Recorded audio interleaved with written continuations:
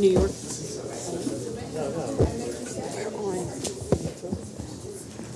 By the authority vested in me, I hereby declare this meeting of the Conshohocken Borough Council duly open and ready to conduct any business that may come before it.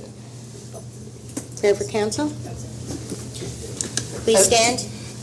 O divine Master, in deep humility, we place ourselves, our thoughts, and our plans in thy hands. We beg thee to fulfill our minds and our wills with the gifts of wisdom, understanding, counsel, fortitude, knowledge, and piety. Help us not think of self or personal desires, but rather the responsibilities laid upon us. Help us to promote as far as possible the welfare of our people and to treat them with impartiality and justice. Grant us the power to set a good example in thought, word, and deed, so that thy blessings shall be showered upon us and the people we represent. Amen. Amen. Pledge allegiance. I pledge allegiance to the flag of the United States of America and to the republic for which it stands, one nation, under God, indivisible, with liberty and justice for all.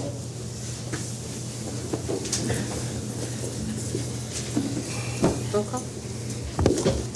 Roll call. Councilmember Totino. Present. Councilmember Griffin. Here.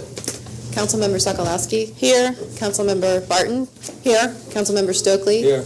Vice President Flanagan. Here. President Leonard. Here. Mayor Aronson. Here. Thank you. One an announcement. Council did have an executive session this evening before our regularly scheduled meeting on a personnel and legal matter. We are going to change our agenda a little bit, so if you'll bear with me, we're going to move to the update on the Seven Tower Bridge project first. And at this time, I'm going to turn over to Mike Peters. Yes. Thank you. So, Council, this evening, you have several items to consider for Seven Tower Bridge. As you are aware, that project now has a tenant. Things are looking good for purposes of it moving forward. And the first thing I'd like to discuss with you, which is actually not on your agenda, but you are aware of it, is you know that there's an outstanding loan associated with the property. The first thing I'd like you to consider is authorizing the payoff amount.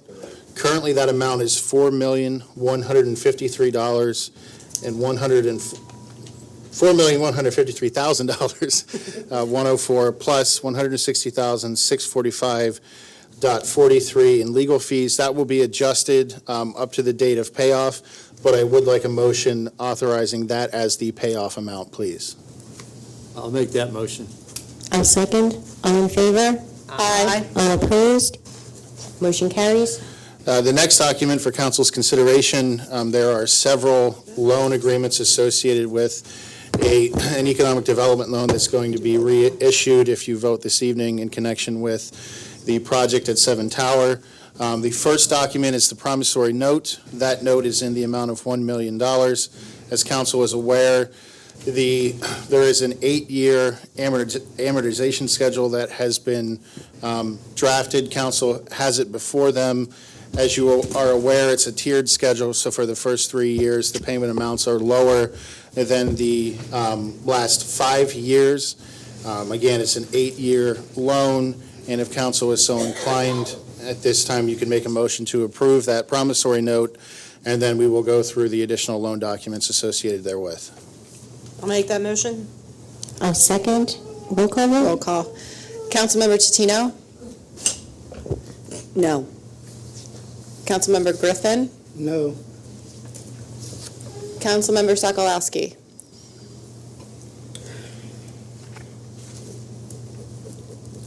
Yes. Councilmember Barton. Yes. Councilmember Stokely. Yes. Vice President Flanagan. Yes. President Leonard. Yes. Motion passes. Moving on. As that motion has passed, there are additional documents that need to be approved in connection therewith. The first is a loan agreement between the parties that sets forth the specific understandings with respect to how the loan will operate. You and I have reviewed that in detail, and it is appropriate for your consideration this evening if someone would like to make that motion. I make that motion. I'll second that. Just a regular.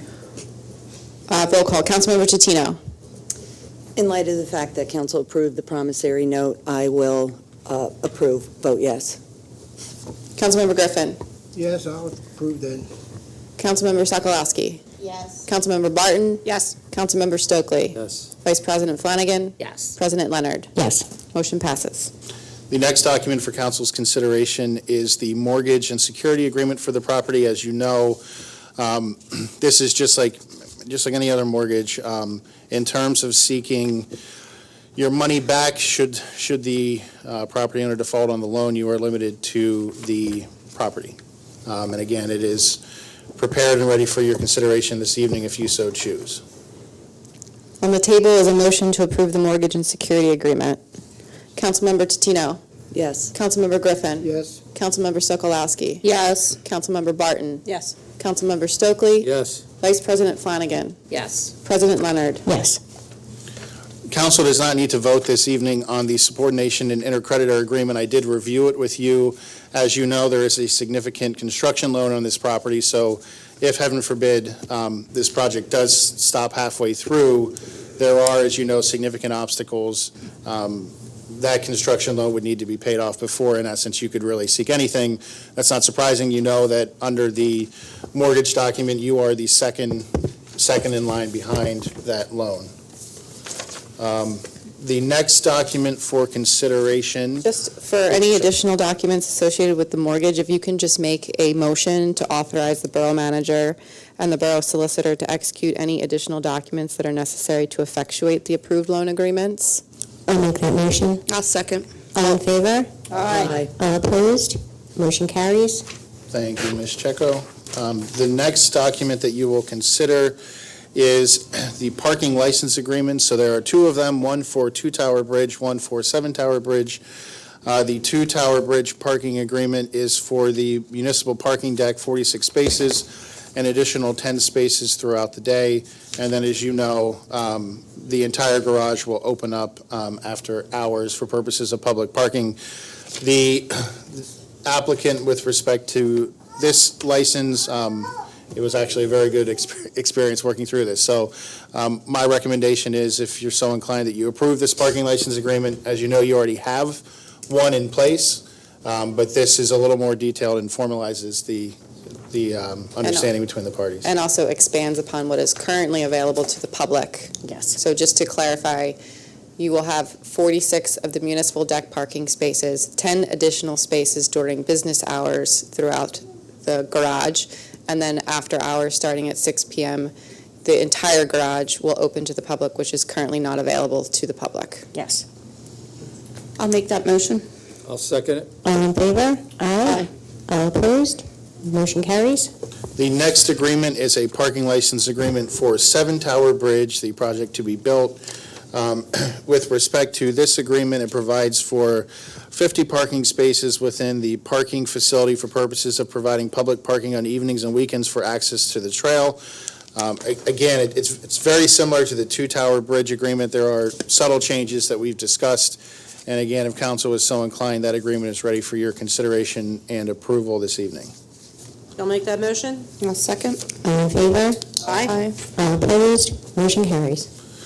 The last two, there's more than two. The next two documents relate to the TIF that you approved a few meetings ago. As you know, you passed an ordinance and a resolution with respect to participating in a tax increment financing plan for this property.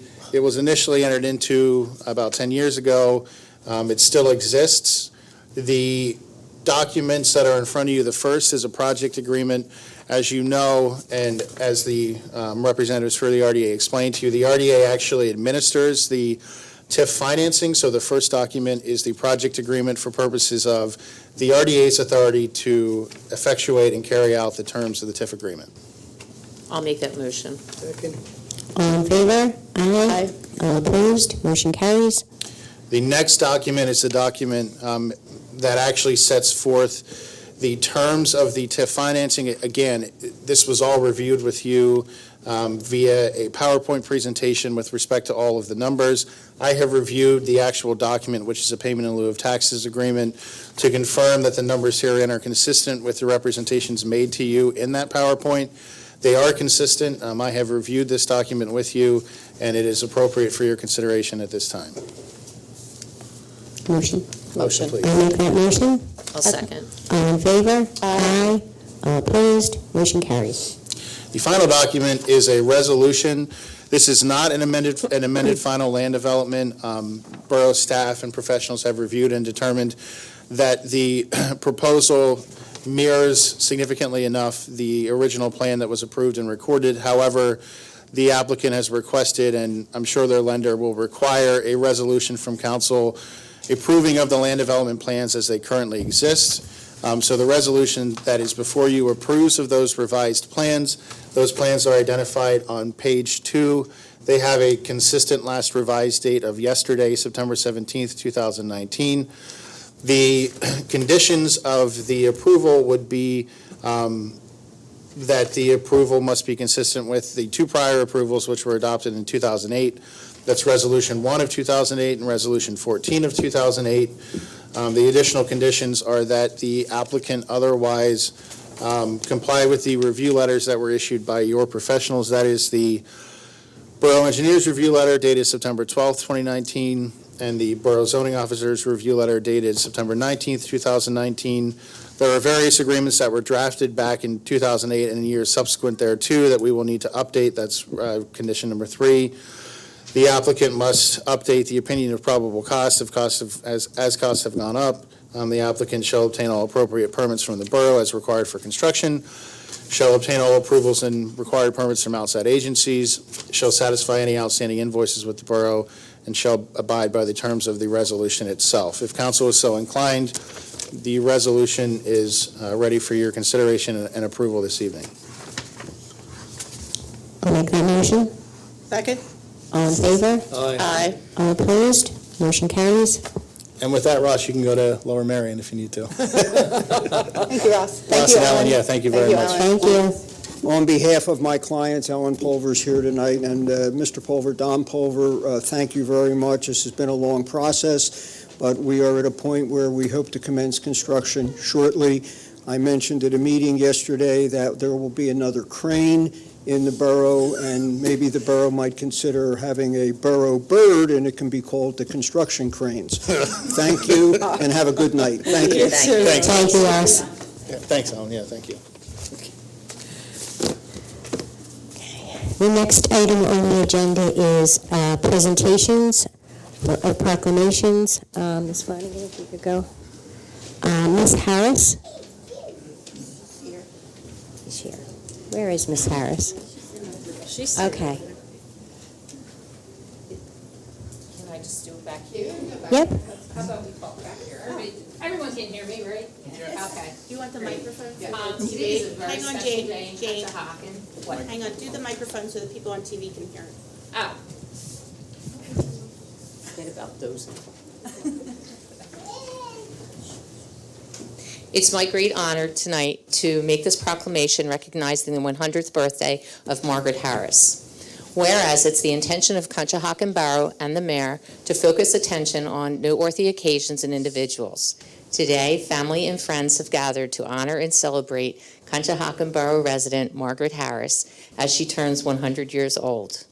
Whereas Margaret Elizabeth Hammond Harris was born September 9th, 1919 in Port Deposit, Maryland. She's the last surviving sibling of 5 brothers and sisters. Whereas Margaret married William Mr. Bill Harris and lived at West First Avenue in Conshohocken for many years. Together they had 4 children, William Ducky Jr., Edna, David, and Minnie. Whereas Margaret worked as a domestic engineer for Vincent and Teresa Flacco and other families as well. Whereas Margaret, a very small-framed woman standing only 4'7" tall, has a big heart for helping anyone who needs a helping hand and never asks for anything in return. On Tuesdays, she still helps the food cupboard ministries of the historic St. John's AME Church. Margaret joined the AME Church of Conshohocken in 1939, where she has held many titles, including Holy Stewardess and Deaconess, which is the highest title for any lay person to be granted. Whereas Margaret loves gardening and puzzles, especially word search puzzles. She is a double metastatic cancer survivor of over 55 years.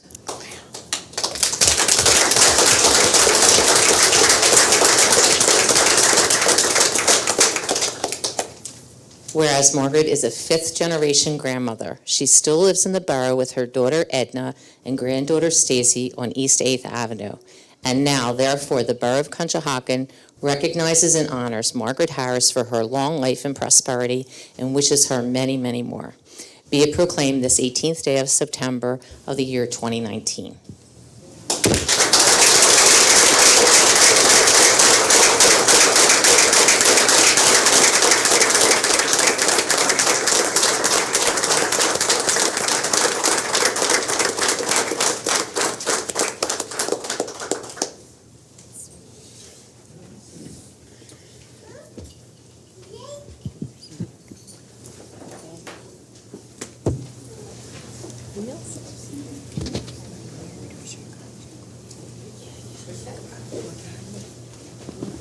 Yeah.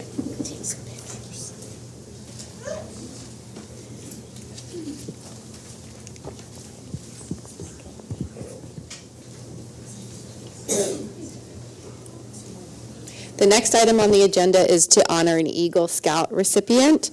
I'd like to introduce Eric Zelaya.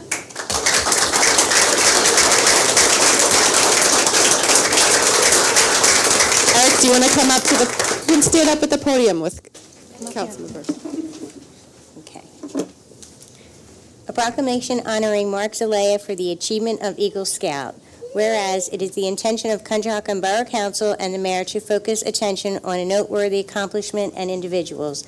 Today, friends and family have gathered to recognize Eric Zelaya of Boy Scout Troop 117 for earning the rank of Eagle Scout. And whereas the rank of Eagle Scout is an honor in which we recognize Eric's diligent work and dedication and celebrate the foundation he has created for a lifetime of active citizenship. And whereas Eric has devoted endless hours to fulfilling the many requirements for the advancement in scouting, including attaining 38 merit badges, holding ranks in offices such as Troop Guide, Assistant Senior Patrol Leader, and Junior Assistant Scoutmaster, and completing an Eagle Scout project. And whereas for his Eagle Scout project, Eric chose to revitalize the Tremont Cemetery, a historic cemetery in Norristown, Pennsylvania. Eric and his crew of 32 cleared tree limbs, brush, and weeds from a designated area and picked up trash and sticks from the lawn area. The headstones are more visible, and families of the people buried in the cemetery now have a clear path to visit their ancestors. And whereas Eric, as a member of the Order of Arrow, and earned third place in the district camporee in 2017, Brownsea Island in 2019, National Outdoor Awards for Camping, 2 polar bears, bronze, silver, and gold palms. And now, therefore, the Borough of Conshohocken recognizes and honors Eric Zelaya, Borough resident and member of the Boy Scout Troop 117 for achievement of the prestigious rank of Eagle Scout. Thank you very much.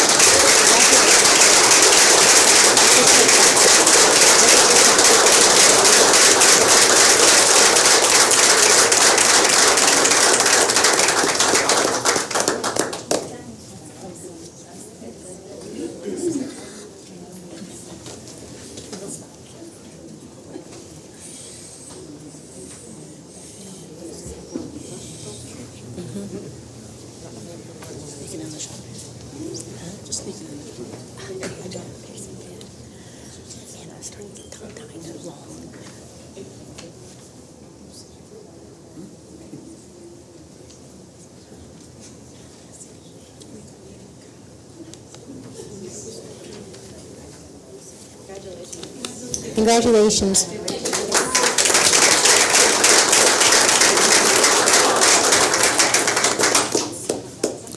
The next proclamation is celebrating Hispanic Heritage Month. Ms. Rocco and Ms. Barton. Sorry. Anita. See? So do you want to do that? I have to do the first. Okay. Oh, so you're going to read it first? Okay. Oh, do you want me to come up? Yes. Okay. I'm sorry. I'm all over the place. breathe. Yes, I gotta breathe. So, first of all, buenas noches. Buenas noches. Okay. This is the proclamation celebrating National Hispanic Heritage Month.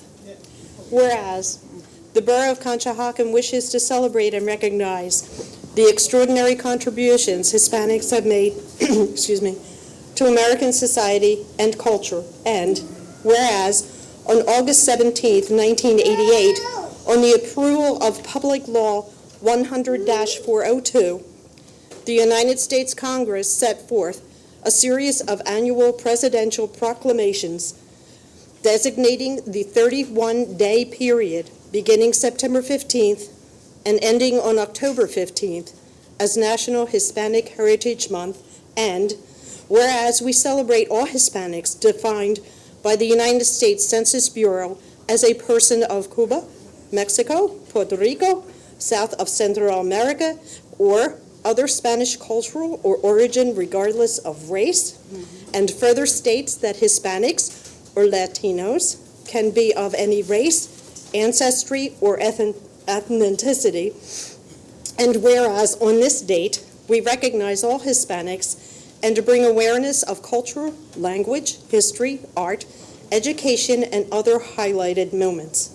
We adopt every year the third Friday of September as the Hispanic Day of Celebration, and now, therefore, we support the work of the Hispanic Heritage Association of Southeastern PA and its volunteers that promote and bring awareness through events and partnerships, including the Hispanic Day of Celebration, to be celebrated here in the Borough of Conshohocken. In witness, wherefore, I have hereunto set my hand and caused to be affixed the Great Seal of the Borough of Conshohocken, Conshohocken, to be affixed this 18th day of September 2019. Do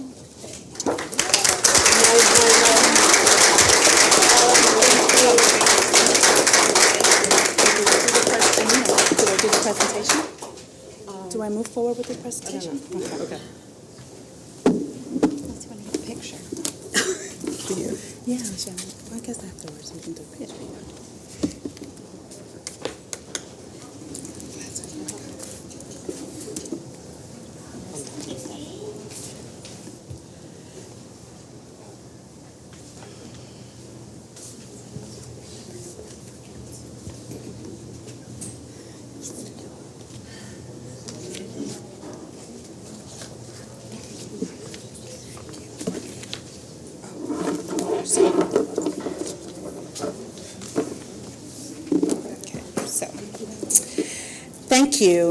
Thank you. I'm so excited about this. This is a really big deal.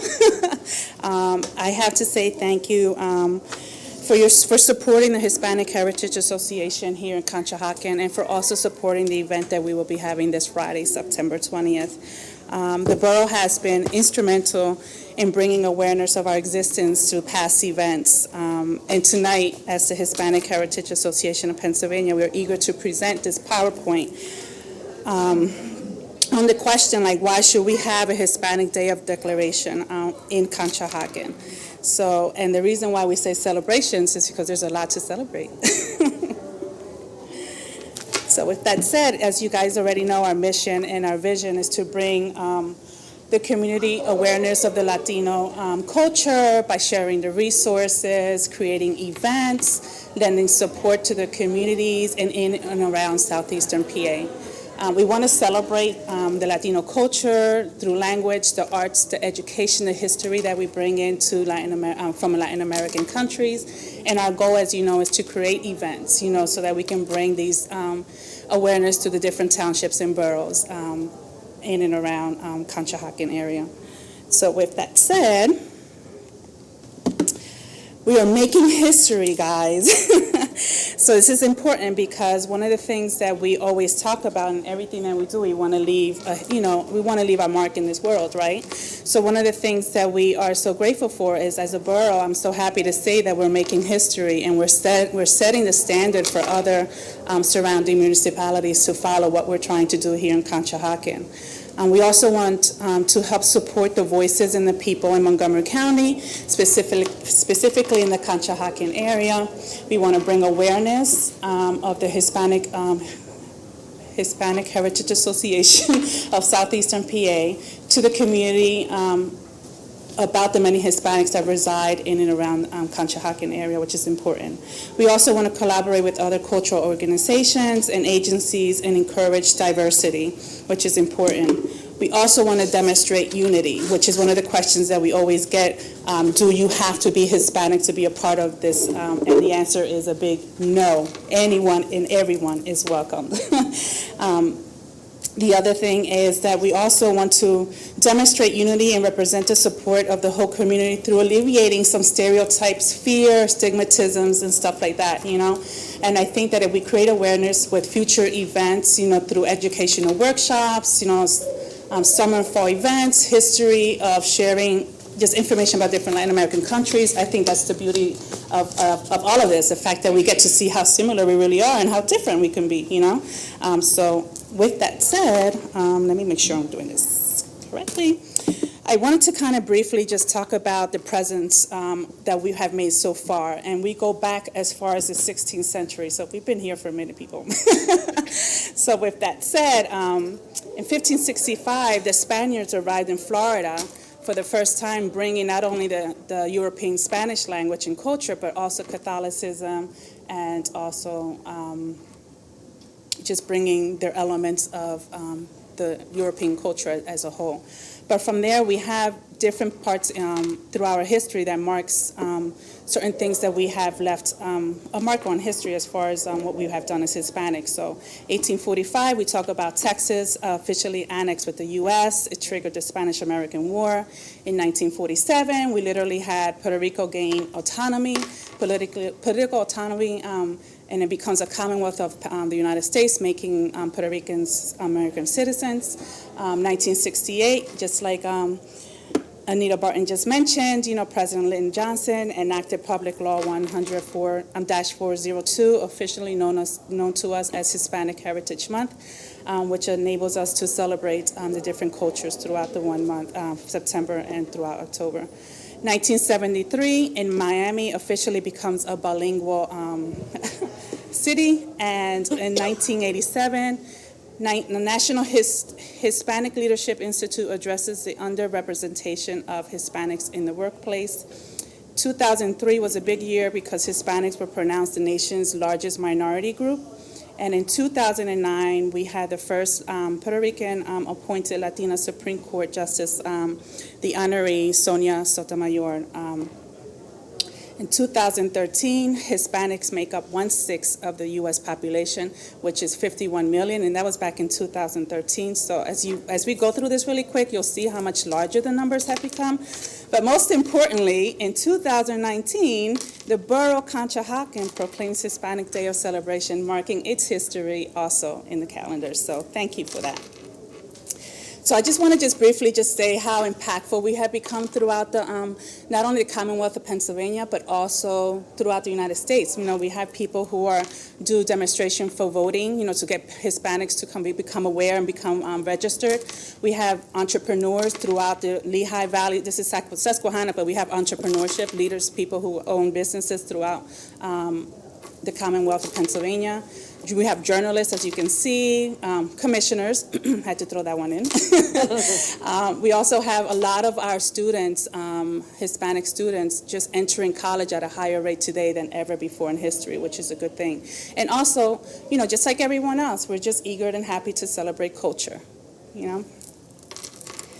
So with that said, I just wanted to kind of briefly just quickly point out that the U.S. Census basically shows a dramatic increase in the total population of people in 1990. Back then was over 248 million. But as the years went, you know, has gone by, a decade later, you have an increase of the population of people at 13.2. But if you look at the numbers of Latinos from 1990 to 2000, you have in 1990 22 million, over 22 million. Making it an increase of 12,951 people. That's a big increase. That's 57.9% of people within that decade, 1 decade, okay? So specifically pinpointing Montgomery County, Why should we have Hispanic Day of celebration? It's important because we just saw the population for Montgomery County here is 828,000 people live in Montgomery County, and out of that 828, we have 5.3% of them are Hispanic, which is over 43,000 families in Montgomery County, okay? If we had to pinpoint it even further, and I just focusing only on Norristown, Bridgeport, West Conshohocken, and Conshohocken itself, you can see the numbers increase, especially if you see the bars on the side. You'll see that in Conshohocken, the colors are not as dark. But if you go into West Conshohocken, you'll see 48%. You'll see in Bridgeport, the numbers go up even more. You know, Norristown, of course, being the largest numbers of Hispanics that live in the Norristown borough, okay? With that said, what our future goals, of course, is to bring collaboration with the Borough of Conshohocken. We want to work with you guys.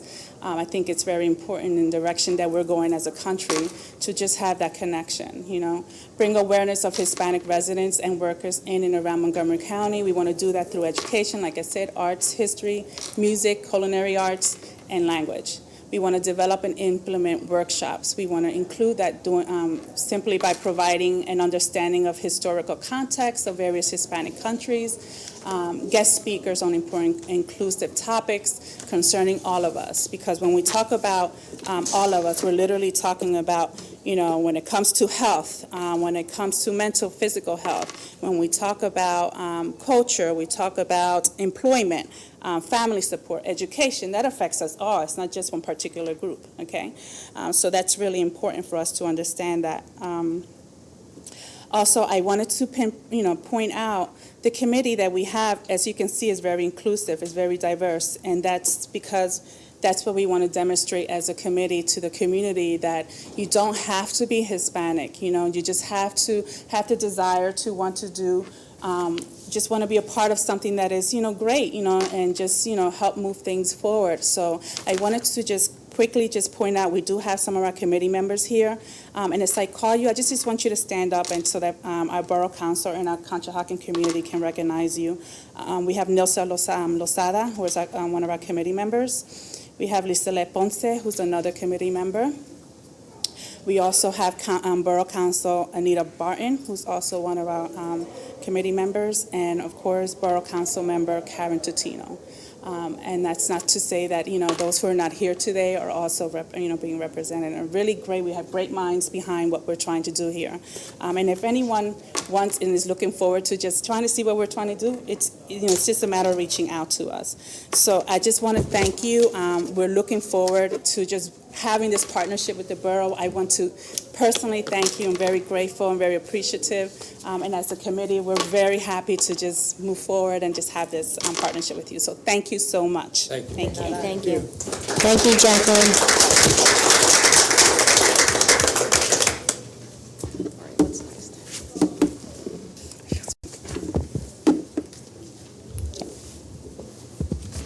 The next item on the agenda is the consent agenda. There are two items: to approve and adopt the August 7th and August 21st meeting minutes, and also to approve the August ending treasurer's report and accounts payable in the amount of $498,532.13. Second. All in favor? Aye. All opposed? Motion carries. Under new business, the first item is to consider the 100-102 Forest Street financial security release in the amount of $121,392.50. I make that motion. Second. All in favor? Aye. All opposed? Motion carries. The next item is to consider the 701 Jones Street financial security release in the amount of $17,070. I'll make that motion. I'll second it. All in favor? Aye. All opposed? Motion carries. The next item on the agenda is to consider approving a memorandum of understanding with the Montgomery County Department of Public Safety for emergency refueling services at large incidents. I'll make that motion. I'll second. All in favor? Aye. All opposed? Motion carries. At our capital budget meeting back in July, we discussed the potential of doing a large park renovation at Aubrey Collins Park. In order to start that process, we first need to survey the park. So we are working currently with the vendor to present two potential options for you. It will be either in November or December. If we can do it sooner, we will. But this is a first step in sort of determining what is feasible up at that park, so it's a necessary step as you move towards your 2020 capital goals. What is in front of you this evening is a cost not to exceed $6,150. That would come out of the engineering line item 408313. I'll make that motion. I'll second. All in favor? Aye. All opposed? Motion carries. Councilmember Flanagan, you want to take this item? For the last 3 years, I've been this council's representative on the Greater Conshohocken Economic Development Corporation. Typically, they give low-interest loans to businesses wanting to expand or locate in Conshohocken. It has been an ongoing project. We've been in discussion for over a year with Philadelphia Magazine to do a promotional piece promoting Conshohocken as a great place to work, live, and play. So this will be on our agenda. And just so everyone knows, it'll be in the January issue, which is the restaurant issue. So we feel that that would be an excellent placement, considering so many of our businesses are restaurants. And that's just for your information. Yes, so we, Did they get the piece? they do not have it, so I'm just going to read it real fast. Okay. I wasn't sure. The language that would be included potentially is that Conshohocken is a vibrant 1 square mile borough with big city conveniences. It has quickly developed into a hub of residential and commercial activity, becoming one of the most important professional centers in Montgomery County. Located on the banks of the Schuylkill River, Conshohocken is just 15 miles from Center City, Philadelphia, and within close proximity to many leading colleges and universities. It is also within Colonial School District, which ranks amongst the best public school districts in the southeastern Pennsylvania, southern New Jersey, Maryland, and Delaware region. Conshahocken's Main Street is lined with bustling businesses and restaurants, making it a walkable destination to residents and visitors. The Schuylkill River Trail, SEPTA Regional Rail, and bus lines also run through Conshohocken, providing easy access to and from the borough. Alongside the development, Conshohocken has preserved its traditions. The borough hosts many annual events from Fun Fest to the July fireworks, the St. Patrick's Day Parade, and Soapbox Derby, to name a few. Conshohocken also offers many recreational opportunities through its 8 parks, active community center, and the Schuylkill River Trail. The borough of Conshohocken has a rich history and will continue to evolve, making it a desirable spot to live, work, and play. Nice. And the cost will be sponsored by the Greater Conshohocken Economic Development Association. Thank you. I got it. So we need a motion to approve the language to be included in the Philadelphia Magazine through the Greater Conshohocken Economic Development Corporation project. I'll make that motion. Second. All in favor? Aye. All opposed? Motion carries. The next items on the agenda are under unfinished business. These are items that we discussed at the work session in September. The first item is to consider approving the adoption of a parental leave policy effective January 1st, 2020. I'll make that motion. I'll second. All in favor? Aye. Aye. All opposed? Motion carries.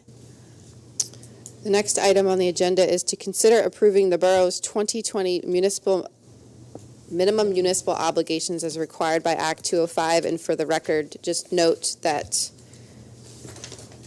the non-uniform pension is at an amount of $149,146. The police pension is at $667,237, and the fire is at $3,110. I'll make that motion. I'll second it. All in favor? Aye. Aye. All opposed? Motion carries. The last item under unfinished business is to consider authorizing advertisement of Ordinance 6 of 2019, which will amend the non-uniform pension plan. Again, there are no changes to the plan. This is an administrative item from PMRS, which is the Pension Retirement System. The new plan is just basically a new document. So we need to first advertise the ordinance that would adopt the plan, and then the new plan would then get the approval would be sent to PMRS, and then the PMRS process will take place. I'll make that motion. I'll second. All in favor? Aye. Aye. All opposed? Motion carries. There are no other items on the agenda for this evening. Next item on the agenda, public comment.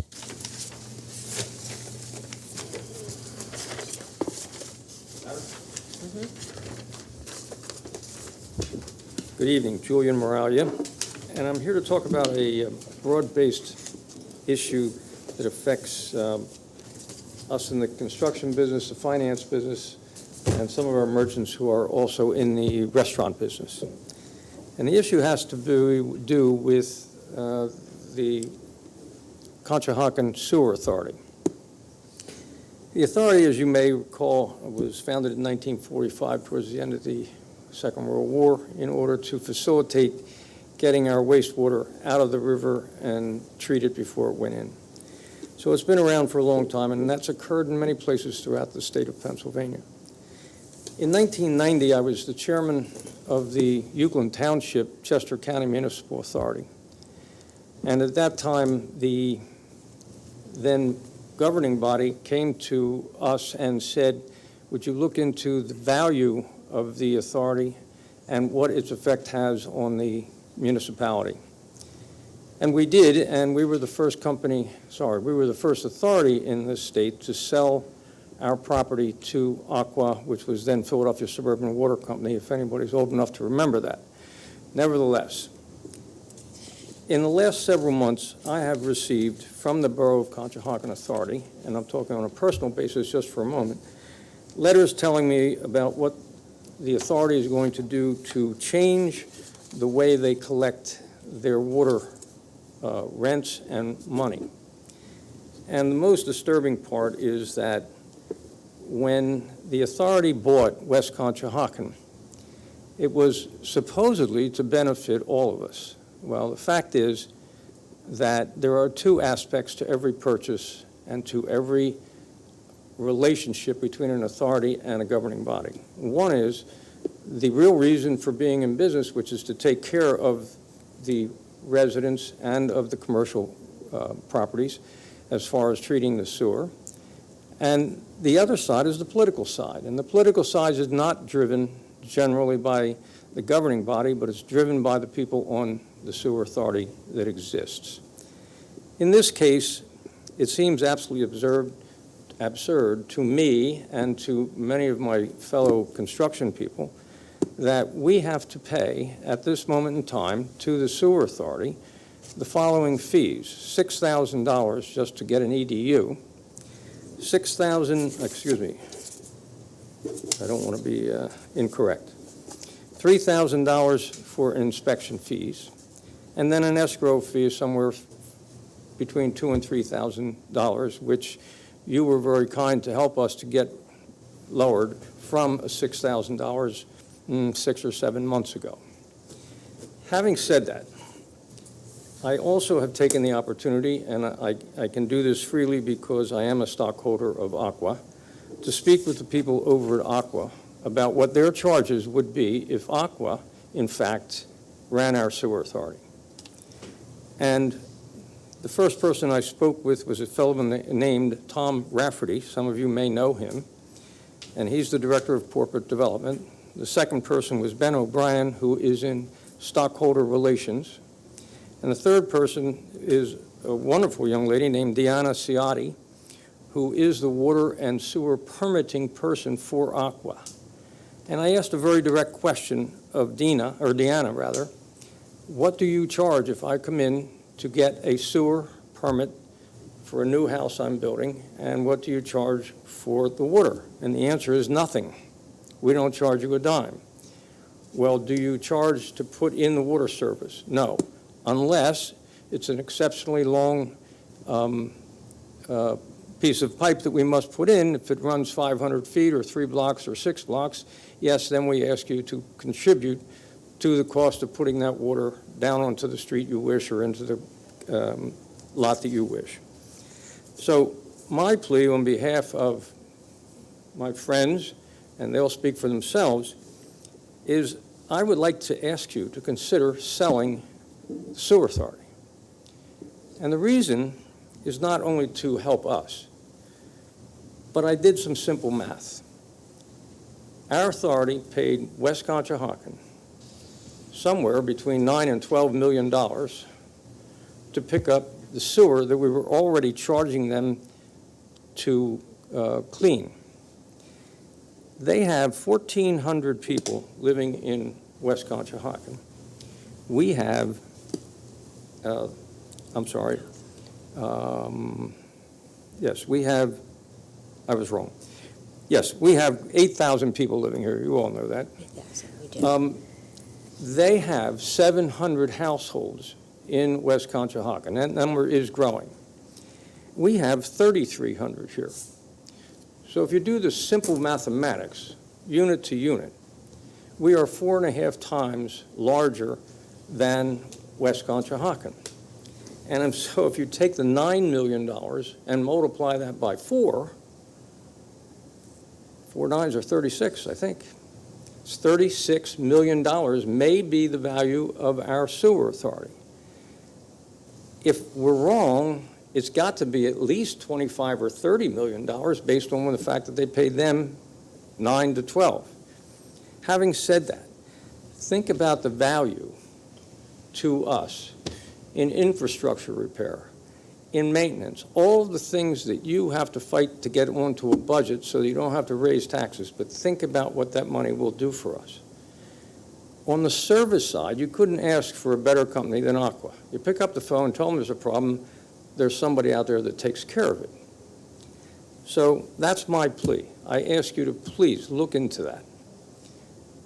I only know Aqua because I'm a stockholder. There are other publicly held companies who purchase sewer and water authorities, the assets of those authorities from other municipalities. And the last part, which I cannot confirm, but maybe some of you can, it seemed awfully insulting to me that the Borough of Conshohocken was named as a bidder for East Norton Sewer Authority. I cannot confirm that, but it was a rumor that I heard. And so if that's true, they're way out of bounds. That's where the politics comes in. So that's my plea. I ask you to please look at that, look at the money that's there, look at what we can do with that versus what we're getting now, which is Zippo. Thank you. Sure.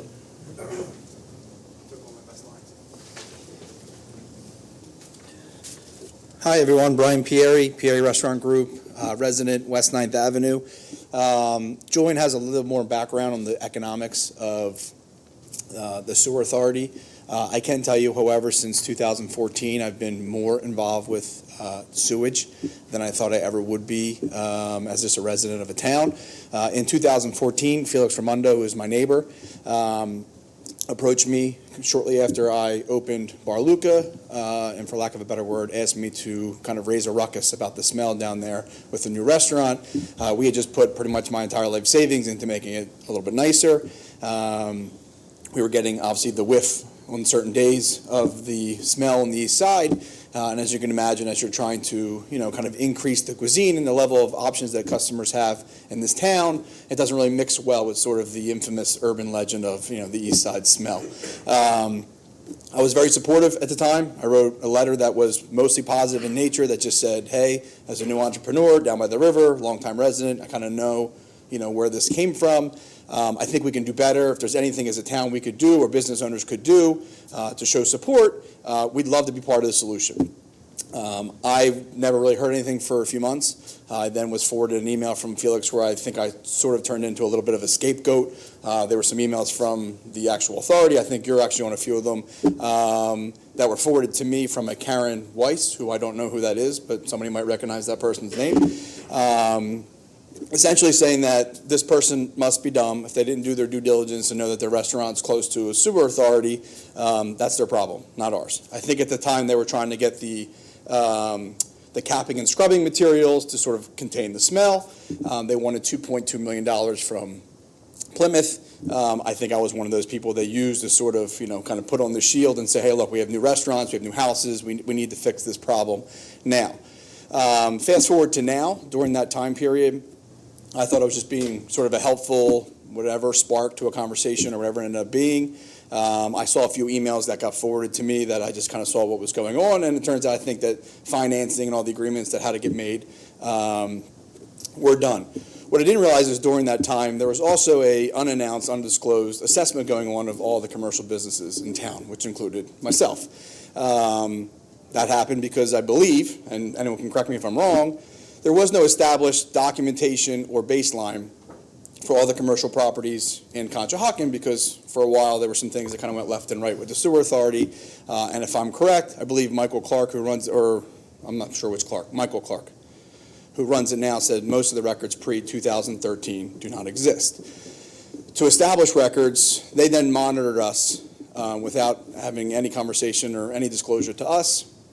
They then took another point in time several years later, took the difference, presented us with a bill in terms of, hey, here's what we think you should have had, here's what we think you have now, we want you guys to pay the difference.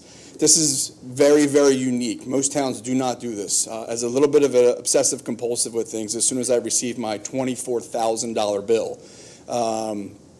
I called my attorney, who happened to be he's the commissioner for Springfield, Delaware County, and said, hey, just off the record, can you just, I don't even know what this is. I didn't even know what an EDU was at the time. I said, can you let me know what this even is? And he spoke to his authority and some other people that he had in the business, and he said that oftentimes, as towns grow and authorities grow, people will reassess as business changes over. However, in this case, you guys had no original baseline EDUs. They just sort of created a system to create that. And every solicitor that he spoke to said, I would never do this in my town because it's really not right to do to businesses, especially ones that have no history, that did not pay something, didn't overexpand without getting the proper permitting. It was more, I think, a good intention of trying to get everyone's books together, but on the back of the industry that's one of the most prominent small business industries in town. Just to give you a little bit of perspective, this isn't a 5% rate increase. We're not arguing over $80 a month in our bill. I think the highest one in our group is $77,000. Mine's $24,000. That's $700 per seat in my restaurant. It's a lot. In addition to that, we go into a different rate band, so I will pay an extra almost $4,000 a year. So through their financing program, it's going to cost me close to $30,000 the first 2.5 years. That doesn't come from anywhere other than me. There's no other person. I don't work for a big corporation that has a reserve fund. That just means I make that much less, or I have that much less to invest in fixing up my building or paying to staff. This is obviously taking a lot of time. We know we're talking about some great things that are happening, big businesses that are building huge buildings with the support of the town. I think that's great. What I'm asking for is that as the little fish on the other side of that pond, that we get some support from the town too. And I know you guys have, so this isn't, I didn't mean it in a way that suggests that you're not, but this is real money. This is a real problem for a lot of the businesses that are involved in this. And I think it just makes it difficult to operate. I mean, the amount of money we've already spent on attorneys, the amount of time we've already spent in meetings, obviously we're here tonight, keeping you guys away from your family as we are ourselves. I just think that the sewer authority has taken a strange role in the town, and for it to feel like anything more than a bill and a place you have to call to kind of pay your bill and do its job, it just seems strange. I don't have this feeling when I wake up about Pico. I don't have this feeling when I wake up about Aqua, but for some reason I have the largest bill that my restaurant's ever gotten from a local group. It just seems off. I kind of echo a lot of these sentiments of Julian, that I think that if there's an opportunity there to make it a huge infrastructure win, a huge project win, a huge budget win, a huge tax maintaining win for the town, and have a little easier time dealing with professional relationship in terms of utility, I think that's fantastic. And I think you'll get a lot of support from the business community, obviously for myself. If that's not an option, and I really don't know the logistics of buying and selling a sewer authority, we would just ask, myself and a lot of the other restaurants, that you guys kind of had our back.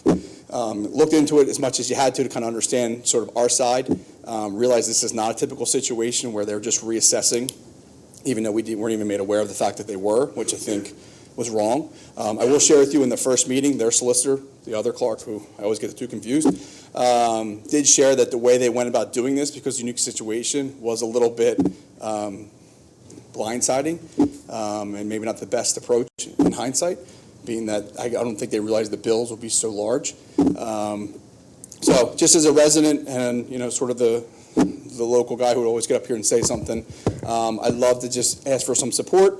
I'd love for you guys to try and have our back as best you can. If the town needs more money through a rate increase and we're getting bigger in capacity, I understand all those things. We wouldn't come here and organize over, $100 a month, increase in our bills. But they haven't been super flexible in trying to offer a solution we're already, I think, $12,000 into an attorney, which is money that should be spent on outdoor furniture and employees and things that actually drive the welfare of what we can offer to a customer.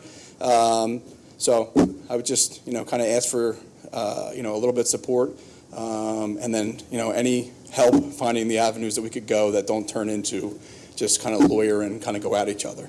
Brian, can I ask you a quick question? Sure. So Julian touched on the concept of the cost savings from a business perspective with the EDUs, the inspections, the escrows. Right. So if we were looking at a publicly traded company, the other side of that is the potential rate increase as a resident. So since you are also a resident and a business owner, if there was a rate increase on the residential side, how do you think that would go over with the residents, considering what the potential could be of a sale?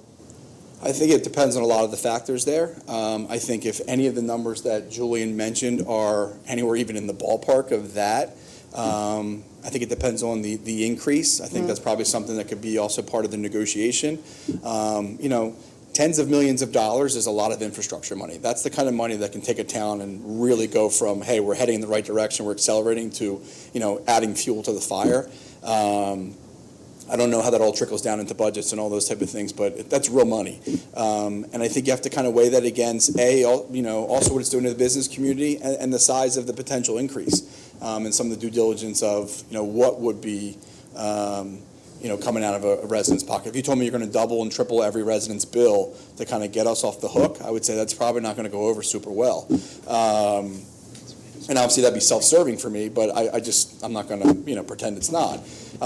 If there is some variation and we're not sure, but overall the net to the town is positive, obviously the goal is kind of an all-around win. And I think that most residents, me especially, I see the stuff that you guys are doing. I'm here literally every day, all day, driving around. So when, things are happening and then all of a sudden I look down the street and Sutcliffe Park is completely different, like you kind of see, it's such a small town, you see where the money's going for the most part. So I think that it's a complicated decision to answer on a whim, but I think if it's a net positive to the entire town, I think it's very actively worth pursuing. Thank you. Thank you. Thanks, guys. Thanks for your time. The Public Utility Commission is Go to the microphone just so people can hear, please.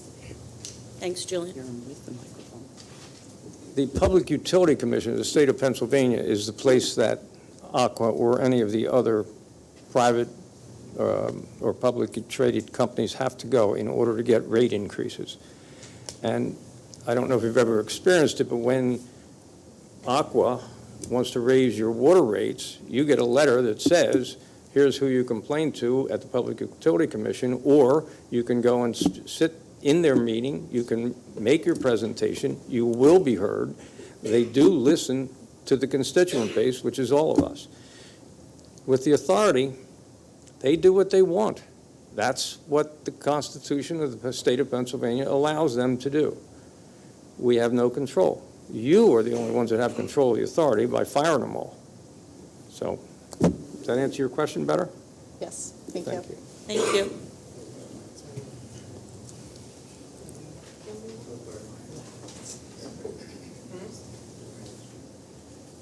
Good evening, everybody. I'm Jim Flanagan from the Boathouse.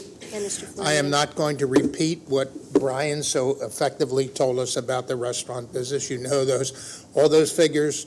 To us, where we have in our industry, everything is going up except our prices because of competition. And Julian's proposal, so to speak, is this proposal I think that appeals mostly to me. He and I were classmates in the Wharton School. This, in my opinion, this borough should do whatever you have to do with the sewer authority and have the sewer authority sold to Aqua. You heard about the hookup. Zero. My favorite. Thank you for your attention. Thank you. Thank you. Hello, everyone. Ty. Ty Burkowski. I'm actually on the construction side, but to the restaurant point, that was actually number 4 on my list. So our company is doing the development at the old Hale Pump project, and we are actually bringing a check to the authority for tap fees, which I always wondered, where does that go? So that's $168,000 we're bringing into the authority.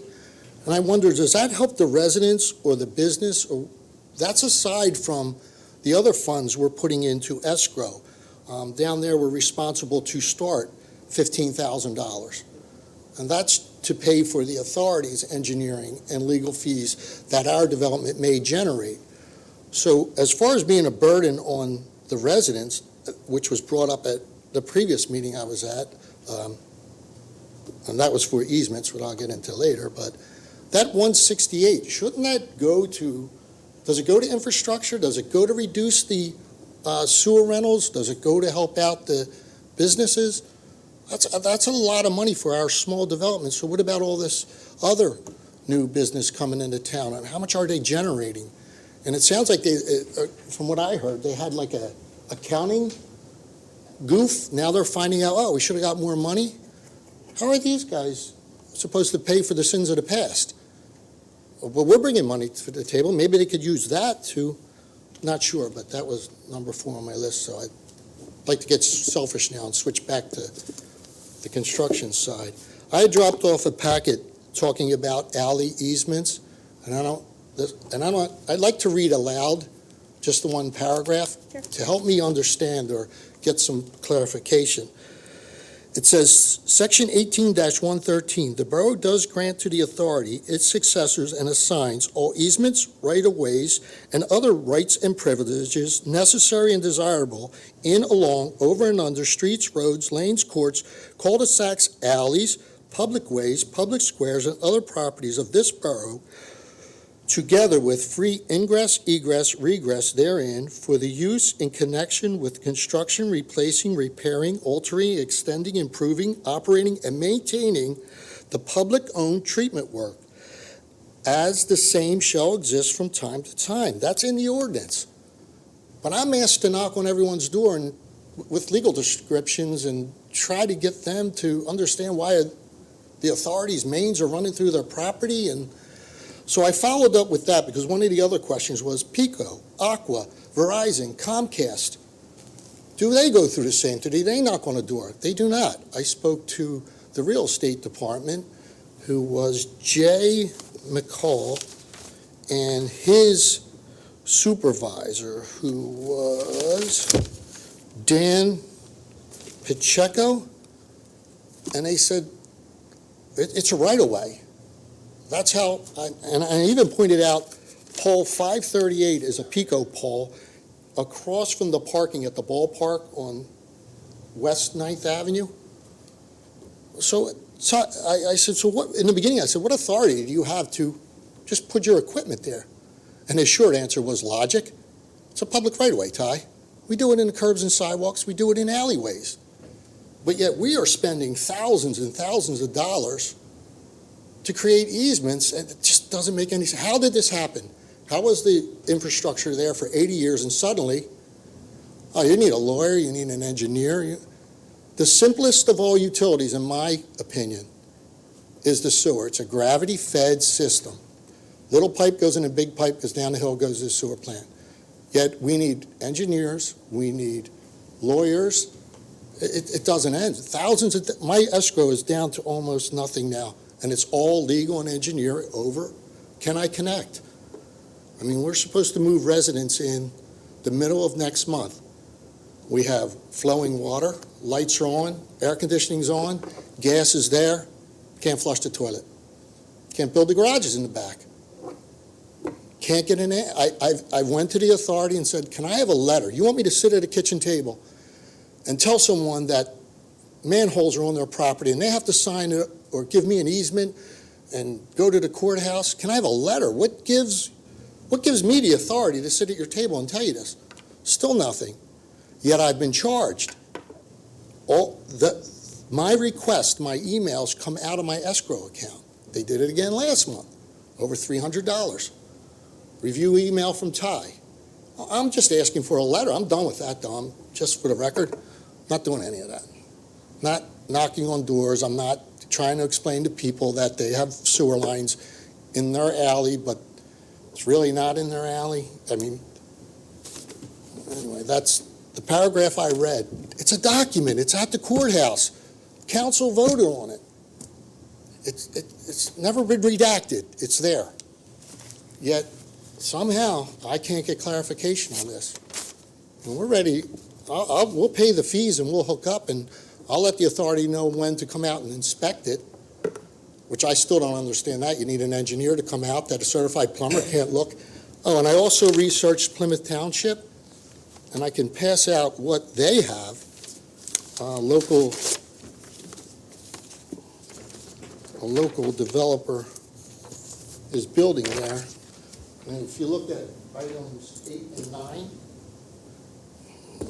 you pay your fee and you get a permit, but the plumber has to have insurance.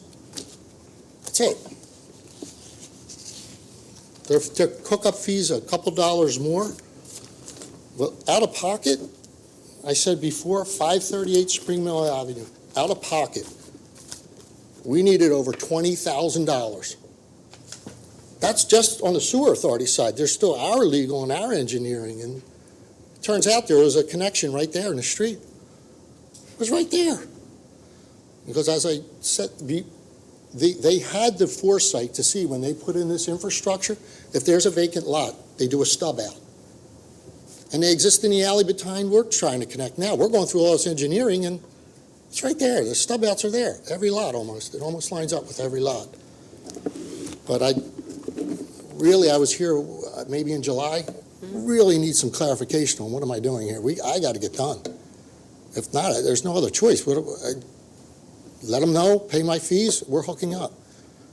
We're almost out of money in escrow. That's my case. Thanks, Ty. Have you gotten any answers at all? Excuse me? Have you gotten no answers from the sewer authority? Nothing. They punted to council. To us. Last Okay. time I was there, they said, whatever the council says, we'll go along with, we're done with this. Actually, it was recommended that his other option is to run his own main down his side of the alley and into a connection for. Yeah, does anybody The want to sewer talk about that for a minute? That's I'm going to run a That's not even brand new common main. sense. That's ridiculous. That's one of the answers. Well, actually, how much does that cost? Excuse me? How much does that cost? You know, I'm just curious. Top of my head. By the time design was done and reviewed, I'd be at $100,000. Honest to God, I'd be at Yeah. $100,000. Yeah. And here's a fun fact, I brought it up before. Remember now, your neighbor is behind you in the alley. So what they're saying is the folks on 7th Avenue, if their lateral breaks, if they have a problem, they can't fix it. They have to go through what I'm going through. They have to get an attorney, get a legal description. Sure, how would they get onto the property? The authority's saying that's on private property because it's a little off-center, so it's the neighbor's main. How does it work?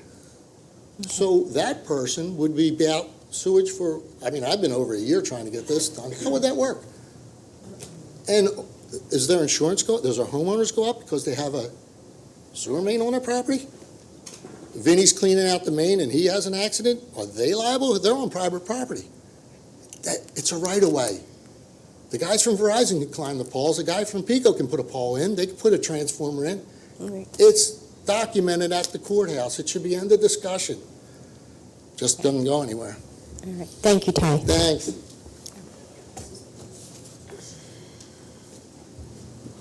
Come on. Thanks. I feel like a biker, man. But anyway, I'm from Washington Fire Company, and my name's Frank Carlin. I've been there 50 years. And I just want to thank the Borough for returning the trucks. We're doing good down there, protecting the bottom end and everything else. And all we need is a paid driver. We had one that resigned, and we still don't have a paid driver down at the fire company. So, I'm 78 years old, and I try to get out the truck as much as I can, but I'm a geezer now, so that's all I want to say. Thank you very much. You're welcome, Frank. God Thank bless. you. Thank you. Anyone else for the sewer authority? Yes, thank you. Chuck?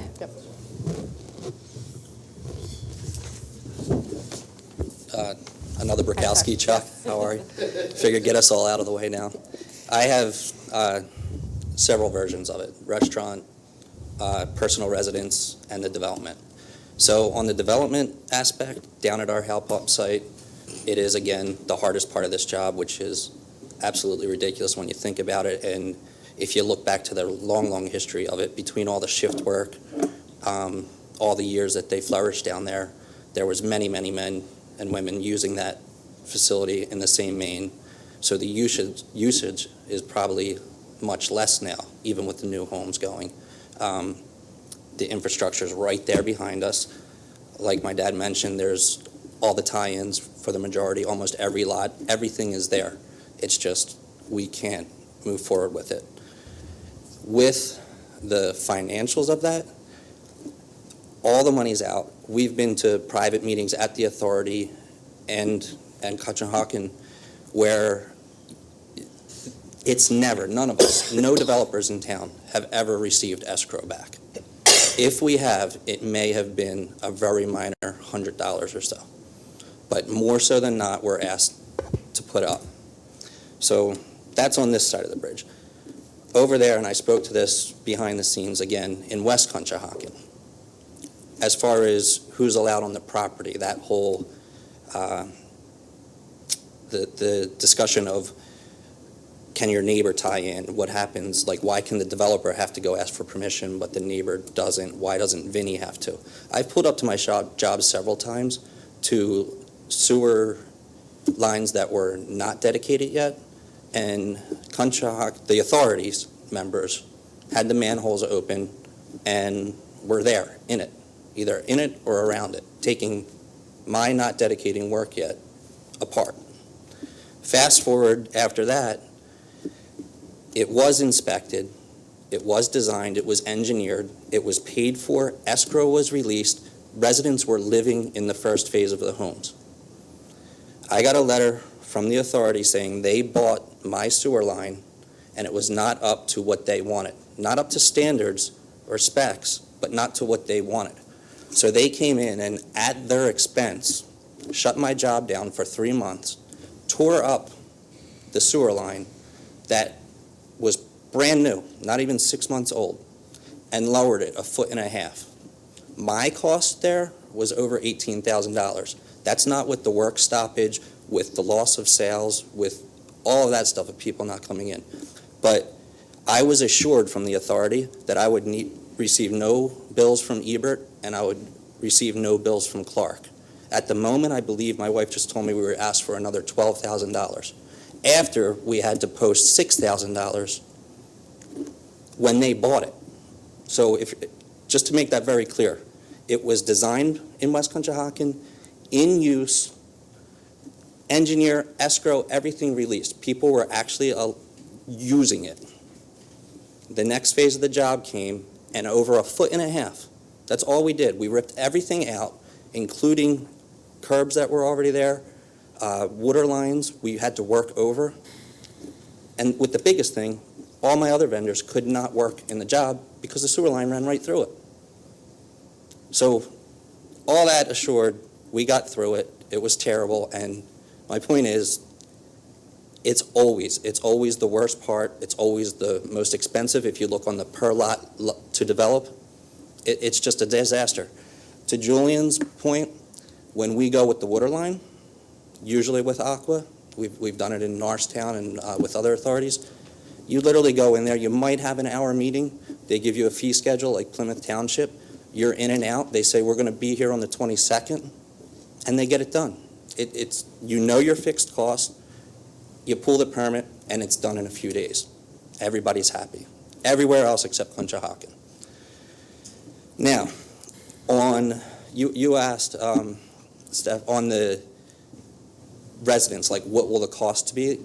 Just last week, I'm assuming every resident did. I know as landlords, we received a few months ago a paper just saying that they were going to just give us, for example, if you have a quadplex, you have one, still, the line that's been there for 100 years, you have one exit, a 6-inch sewer line. And you might have 4 one-bedroom apartments flowing down into that.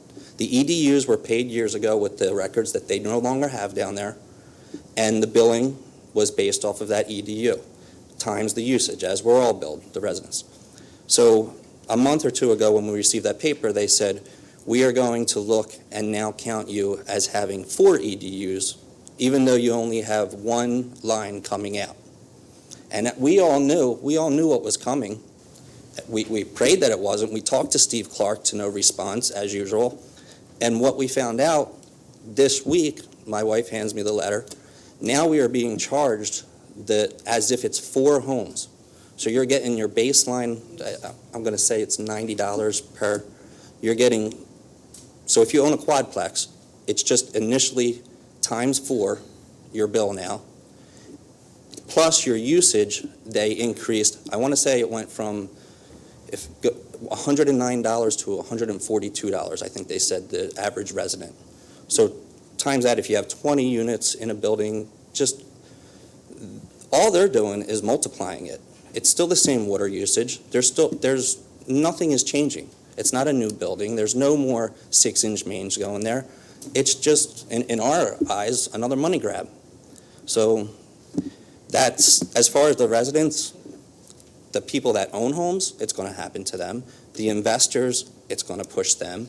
And as far as tenants, it's going to, those that pay the water bill or sewer bill, it is going to trickle down to them. So that's it. And the last note, the restaurants, I love Brian's cheeseburgers, and I don't want to see them disappear over sewer lines. So, right? So sorry to ramble, and sorry I had to deal with another Brikowski, but it really is. It's that simple. The infrastructure's there. Thank you. Is that it?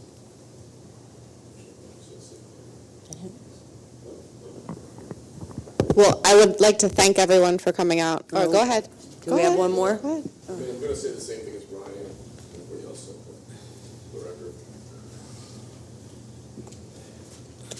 Robin Gupta, Guppies, Good Times, resident of Conshohocken. Exactly the same thing pretty much as Brian said. I can never quite say things as elegant as he does. But listening to everything else, it sounds like it's a money grab period, right? So it's not just for the businesses, but they're going to get it seems like there's a community issue here, period, whenever they can with the sewer authority. So if you can turn that into money to help the community and to keep our community together, it makes a lot of sense to me. That's it. Thanks. Thank you very much.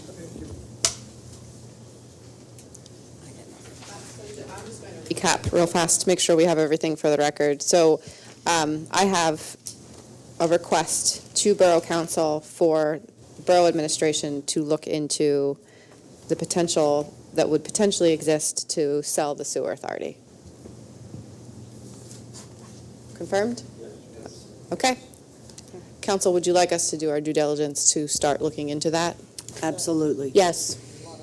Do you need an official motion and a vote? I don't think I need it at this point, but just for your, we'll take everything that we heard tonight. We'll start doing our due diligence. I think, most importantly, first, we should look into Ty's problem. Yeah, that was what I was That's going to an bring up. immediate problem for him, and he's gone, but we'll look into Ty's obviously problem. the purchases, we know, is going to take a little longer than that, but Ty's problem needs to get rectified. Okay, and then we'll start looking at our options and what that would entail. Okay, thank you. Yes. Can you that one last comment? No, go ahead. They're kind of breathing down our necks too, in terms of trying to get money. I didn't know if there's any, I got a sense that selling a sewer authority or looking into it is not something you do over the weekend.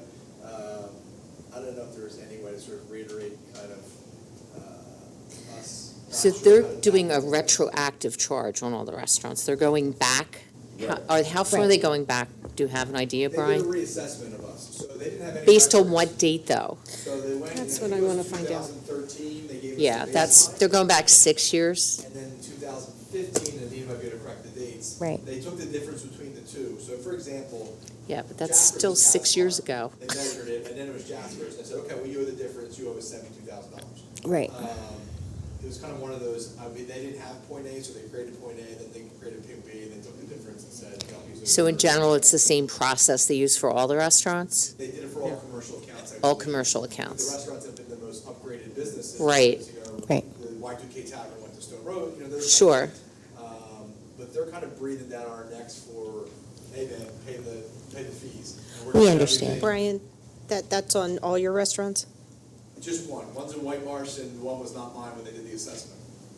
So hopefully there's not 11 floating around McDonald's, because I don't know about it. You're talking about Cedro? Yeah, so Serdo was. Or not Serdo, mine I'm when sorry. They did the assessment, Stone Okay. Rose is mine, and Right. getting killed, and I'm in White Marsh. Okay. Rather soon. I don't know when that's gonna get off the bar. Okay. We understand. Thank you. Okay. Okay. We good stuff? It's insanity. Mayor Aronson? Okay. Busy weekend.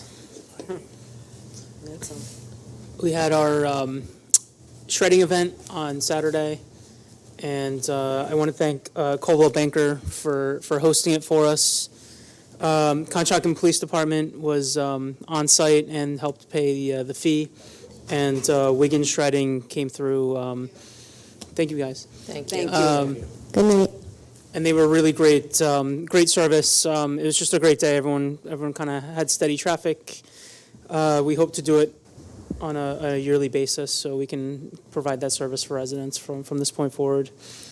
The second thing is the Rotary Club last night did a homeless care kits event where they packaged essentials, and they will be delivered by a company called Access Services to homeless in the county. So we made 140 kits, and we're trying to do that twice a year. So you can see we had an awesome group show up for that. It was just a really cool event, and one of our members even said that they saw a homeless person with a kit that we made in May of the spring. So it was really cool to see that. And then the last thing is we've been hearing a lot about the spotted lanternflies in town. Yeah, come to my yard. Yeah. So we are not able to make recommendations as of yet because there's just no scientific consensus on a way to kill them on a massive scale. So we're just offering resources on different things you can do besides just kill them individually. We have these pieces of literature available at the community center and at Borough Hall. One of the trusted sources that we're using is the Penn State Extension, so they're from the Extension. There's also, on the back, I think of that little one, there's a website to report sightings to, so they can keep data on where the lanternflies are. But we're hoping, at least for this season, that the cold weather drives them out, but we'll have to gear up in the spring for their return, unfortunately. And that's it. Thank you. Thank you, Mayor Aronson. Mr. Stokely? Yeah, I was going to talk about property maintenance today, but Ray's not here, so my questions can't be answered. But I did ask about our meetings, our council meetings, and how many people view our meetings, and how many people that see this, and when people come in to plead their case, and how many of our residents are actually seeing this. I mean, how many people are we communicating to? I don't have a number off the top of my head right now, but I can get you a number. I think there's analytics that we can pull. I'd have to confirm that, but the TV channel is Comcast and Verizon, Right, so I I don't understand think that. I have access to that. But I could check to see if on the website that the link to the TV channel is on, if I can pull analytics for how many people actually click on the link in that capacity. Just curious. Okay. We do get feedback when we mess up. Right, So- when we Time don't. isn't When right. it doesn't air, we hear about it. I will say that. And having talked to a lot of residents lately, I know that there are a lot that watch our channel, and they watch the meetings, and let us know that they watch the meetings, so it does get use. I just still like to get a count. I'll let you know what's available, Bob. Thank you. Yeah. Well, I think it's important because we don't have the in-person, and if we have property maintenance, and if we have safety and public safety things, that if people are watching, they actually are getting the messaging. You know, we're trying to figure out which way our residents want the messaging. Not everybody looks at social media, not everybody, but yeah, so I think it's a good thing to have and to understand. We're paying for this every month, right? Mm-hmm. Okay, thank you. I just want to apologize to you guys because last meeting I should have announced that the sewer authority did put a rate freeze on the residents. So, and that's a 3-year rate freeze. So, and also, I found out that praying mantis love the lanternflies. And I was also told there's a website you can go to where you can actually buy the eggs and hatch them and put them in your trees so that they'll, it's one way to do it. Maybe for next spring. For next spring, you get them, Right. you'd get them like in the beginning of March. Right. Because they start to hatch Right. in April. April and, right. You know, I haven't found any of the nests yet, or the No, I globs, haven't whatever seen any of they're those called. either. Yeah. But they're there. Ugh. I'm done. Tina? I don't have any updates this week. Just remind everybody that on Saturday, it's our Fun Fest, and we're hoping everybody turns out. The weather sounds like it's going to be beautiful, and it'll be the first time the Friends of Conshohocken Parks will be represented. So check out our table. We'll be right with the Borough out front, and there'll be some fun things for kids and information for all of our residents. Mike? I ditto with Jane. The Fun Fest, bring the kids out. Yep. Have a good day. For the kids. Karen?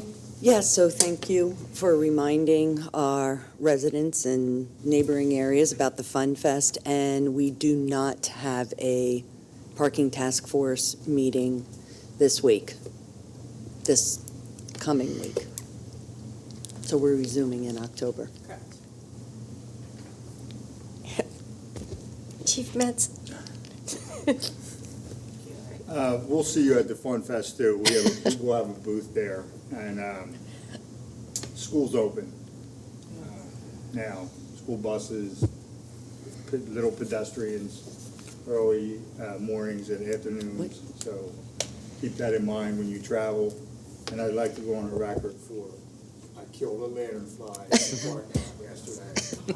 I done killed 4 or 5 of them. Black red, short red. Oh, yes. Start doing a discount, kill lanternfly, $5. I done killed them. You have to bring them to the restaurant? Yeah, they leave them outside.